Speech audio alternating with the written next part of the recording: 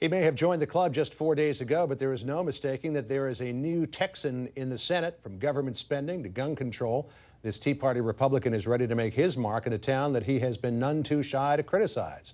Joining me now to talk about the future of his party and his stand on the issues is Senator Ted Cruz. Welcome back to Fox News Sunday, this time as a senator. Good morning, John. I'm very glad to be here. You know, one of the first orders of business for you will be to consider nominees for the president's second-term cabinet. Among them expected to be former Nebraska Senator Chuck Hagel. It's expected the president will make that announcement in the next couple of days. How will you vote on Hagel? If Hagel is nominated, it is very difficult to imagine a circumstance in which I could support his confirmation. It's interesting. The president seems bound and determined to proceed down this path, despite the fact that Hagel's record is very, very troubling on the nation of Israel. He has not been a friend to Israel, and in my view, the United States should stand unshakably with the nation of Israel. And he has consistently advocated weakness with respect to our enemies, with respect to the nation of Iran. He has opposed sanctions over and over again, and the job of the Secretary of Defense is to be a serious, credible strength and deterrent. And unfortunately, I think weakness in a Secretary of Defense invites conflict because bullies don't respect weakness. What's your problem with Hagel on the issue of Israel? With respect to the issue of Israel, he has repeatedly opposed Israel, criticized Israel, placed all the blame on Israel in dispute after dispute after dispute, and in fact, he's publicly said U.S. policy is dependent on what he calls the Israel lobby, which is a pejorative term that I think does not reflect the realities of the strong U.S. national security interest in maintaining that alliance. That statement that he made was to Aaron David Miller, former U.S. diplomat. I was going to save this for the panel, but maybe we could bring it up now. Here's what he said to David Aaron Miller regarding Israel, and it was quoted in his new book, The Much Too Promised Land. He said that people on Capitol Hill, I'm paraphrasing here as we try to get this up, people on Capitol Hill are afraid of the Israel lobby. He says, well, I'm a U.S. senator. Here we go here. The Jewish lobby intimidates a lot of people up here. I'm a United States senator. I'm not an Israeli senator. But in an article in Foreign Policy magazine back at the beginning of December, Aaron David Miller said, well, what he was talking about there wasn't as dire as many people are making it out to be. He is opposed to some Israeli policies, but he's certainly not anti-Israeli. He's not anti-Semitic. And this is the guy who he said it to. So do you buy Mr. Miller's argument? Look, I don't know. I'm not going to speak to Mr. Hagel's heart. But what I am concerned about is his record and his past policy positions. And he's previously expressed that with respect to Iran, with respect to Israel, that he doesn't want criticism from other nations of the world. You know, that's not the job of the defense secretary. He's not being nominated to be Secretary of State. You want to talk about the most effective diplomacy this nation has seen in modern times? I would suggest it was Ronald Reagan standing up and winning the Cold War without firing a shot. And that was done through strength, not through, if you're an Iranian mullah right now and you're looking at a Chuck Hagel who thinks sanctions are too harsh, you've got to be laughing at the prospects of anything harsher than sanctions. All of that said, Senator, do you think he will be confirmed? You know, I don't know. I do think it is interesting that the president seems hell-bent on nominating him, despite the fact that a number of prominent Republicans have criticized him. And the Democratic senators have been surprisingly silent on it. I think this is a president right now who has drunk the tea. On election, he is feeling very good about himself. He is feeling like there can be no opposition to his position. And so he doesn't seem terribly concerned that there's not a lot of support for Chuck Hagel in the Another Senate. big nomination coming forward will be for Treasury Secretary as well. Tim Geithner expected to leave perhaps before the debt ceiling debate takes place. Jack Lew, who's currently the chief of staff over at the White House, is the leading candidate. How would you vote on Lew? You know, I would have to look at his record and listen to what he has to say. I'll tell you my view on any Treasury Secretary would be that I would want to hear some real proposals for growth. You know, in this whole debate about the fiscal cliff, we've been talking about taxes, we've been talking about spending. Noticeably absent from this equation has been growth. And the biggest economic problem of the last 4 years has been the dismal economic growth. Under Barack Obama, our economy has grown 1.5% a year for 4 years. That is less than half the historical average. This gets into your whole idea of retooling the Republican Party under the heading of opportunity conservatism, which I'd like to get into in just a second. But do you share the distaste of Jack Lew that a lot of your Republican colleagues have over the way that he conducted himself during the debt ceiling debate of 2011? A lot of people said he was arrogant, impossible to work with, rigid.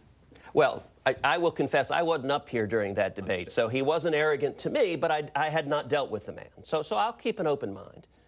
And with any Treasury Secretary nominee, my view is going to be looking to the substance, and this is not supposed to be a popularity contest.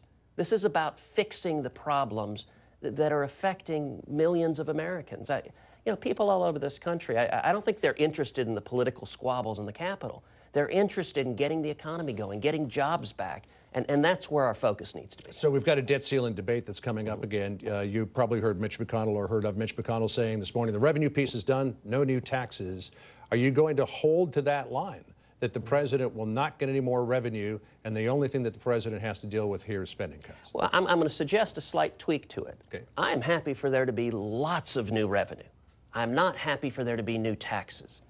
The best avenue for new revenue is economic growth. If the economy is sputtering along at 1%, 1.5%, 2% GDP growth, tax revenues plummet, people hurt, people are out of jobs. If we get the economy up to the historical level, since World War II, the average has been 3.3%. In the fourth year of Reagan's presidency, our economy grew 7.2%. If we can get GDP growth up to 3, 4, 5%, that will be dramatically more revenue to pay off the deficit and debt, but the way to do it is through pro-growth policies, not new and additional taxes. Senator, are you willing to risk default on our debt by taking the debt ceiling battle right to the limit? No, and let me be very clear about this. I do not support default on the debt. We should never default on the debt, and the only players in Washington who are threatening default on the debt are President Barack Obama and Harry Reid. This is an issue, and earlier in this show, you played the president threatening default. In any given month, federal tax revenues are approximately $200 billion a month. Interest on the debt is $30 to $40 billion a month. There is plenty of revenue to service the debt, and any responsible president would have stood at that podium and said, under any circumstances, whatever happens with the debt ceiling, we will always pay our debt. We will never default on the debt, and the reason the president isn't doing that is he's trying to scare people. He is trying to raise this specter of a financial apocalypse. I want to get into a couple of other issues quickly because we are running short on time, despite the fact that we have a lot of time on this program. Gun control. You probably heard in the last segment we were talking about 10 bills introduced in the House of Representatives regarding gun control. Joe Biden is leading a study group at the White House. You are a fierce defender of Second Amendment rights. You were in 2010 given the NRA's Freedom Fund Award. Is there any new gun control that you would accept? The reason we're discussing this is because of the tragedy in Newtown. And every parent, my wife and I, we've got 2 little girls, age 4 and age 2. Every parent was horrified at what happened there. To see 20 children, 6 adults senselessly murdered, it takes your breath away. But within minutes, we saw politicians run out and try to exploit this tragedy, try to push their political agenda of gun control. I do not support their gun control agenda for 2 reasons. Number one, it's unconstitutional. But is there any that you would accept? I don't think the proposals being discussed now make sense. Look, are there things we could do? Sure. One of the things we could do is we could improve the quality of the federal database. Right now, a lot of states, a lot of local jurisdictions are not reporting criminal convictions, not reporting mental health barriers to ownership, and so the federal database is not nearly as good as it should be. That would be a common sense improvement. But that's not what is being proposed. Senator Dianne Feinstein's bill would create a national gun registry.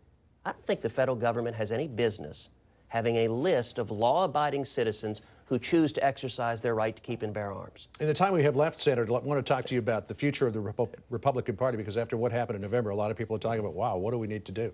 Some people are saying, look at changing demographics in the country, more minorities. They traditionally vote Democratic. We've got to be more moderate. You wrote in an op-ed piece in the Washington Post the other day that, no, you need to retrench conservative values and develop opportunity conservatism to try to help people live the American dream. Is that really the right way to go when you look at the changing demographics in the country? I think it's exactly the right way to go. The reason I am a conservative is because conservative policies work and they improve opportunity. They are the avenue for climbing the economic dream. And what I have been talking about for many years is opportunity conservatism, that every policy should focus like a laser on easing the means of ascent up the economic ladder, that we should be championing the 47%, to take that now infamous comment. Look, the great thing about Americans don't want to be dependent on government.